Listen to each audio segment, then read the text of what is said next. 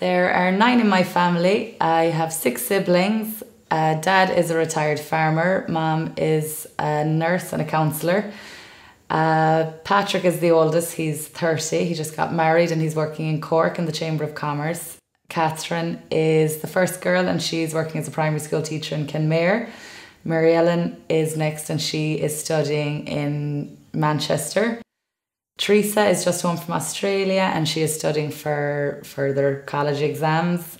I'm next and I work in a jeweller's and I teach piano. Elizabeth is studying in UCC in Cork and James is the youngest and he's 16 and James has Down syndrome. James is a character. James will be 16 in January. He's down in the Carnegie secondary school and he's just started his first day in second year. Loves sports, loves socialising, lacks speech, but that doesn't hold him back, I would like to think, socially anyway. Loves outdoors, doesn't like to sit down in the one place for too long, loves his food like all men. I remember when James was born, I remember Dad coming in and saying James has Down syndrome, and I remember thinking, I was only 9, so I remember thinking this is the coolest thing ever because it was something I'd never heard of before. And I remember going into school and telling all my friends and they just thought we were the bee's knees now that James had come along and he had Down syndrome. And as time went on, obviously, and James spent a lot of time in hospital with different problems and things, and we realised it was a bit more serious. I remember Mom was still in hospital with James, obviously, and Dad coming in and he sat everybody down, and I knew there was something more to it than just announcing that the baby had been born or anything. But I remember Dad just sitting down and kind of explaining to us, but we didn't fully, well, I didn't fully understand it anyways. I don't know about my older siblings, but I didn't understand. I genuinely thought it was the best thing ever. But I knew there was a sense of sadness in the house because Dad was sad, and I remember he wanted the place perfect when Mom got home from hospital. I suppose James was brought up the same as all the rest of us. He never got any special treatment bar what he needed. And he was the last out of 7. So, I mean, it wasn't like he was number 1, and having a child in the first place was a big difference. So, I mean, he kind of grew up like the rest of us. If he misbehaved, he was reprimanded like we all were. And, I mean, if he was good, he was told he was good. You know, it was that sort of way, even though he did have his difficulties. I think James having Down syndrome has made, I would like to think, has made me a better person. It's made me more patient, more understanding. Before James was born, we used to go to Mass in St. Mary of the Angels when Mass used to be there. And I remember at the start being a little bit frightened of different people with disabilities. Now, it wasn't just Down syndrome. They obviously had varying problems and difficulties. But I remember being a little bit scared because different noises they'd make and they wouldn't speak normally and everything else. And when James came along, it was kind of like that was gone out the window.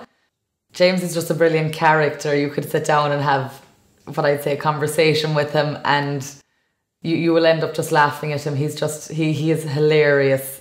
But I mean, if you sit James in front of the TV, James will have looked at the skybox to see when the next football match is on, and he will go on about it all week. And then when it comes on, he goes insane in front of the TV. He picks his team, and it doesn't matter if everybody else in the house is going for the opposite team. James will stick with his, and he'll sit right in front of the TV. And it's just hilarious to watch. And if you interrupt him for the hour and a half that the game is on, forget about it, because he won't talk to you for a while after. But he just gets so into it, which is lovely that he has such an interest. It's not kind of a phase. He loves sport, he loves rugby, he loves football, not so much soccer, anything that's kind of local. He absolutely loves where he can actually relate to one of the players. Like, he loves Colin Cooper, the Gooch, and he just loves him, and he's met him loads of times. And I remember there was photos that James would bring around and show everybody that everybody needed to see that he had met him. He's brilliant fun if you bring him outside and just play with him, play football or whatever, because he's so competitive. I would have been quite worried when James started secondary school. And I suppose it was just a worry that a lot of the kids are older and that maybe he wouldn't be accepted as well as he was in primary school, because younger kids tend to, when they've adapted to it and grown up with it, then it's not as big of a deal. Whereas if you're in secondary school, you kind of have your wits about you a little bit more.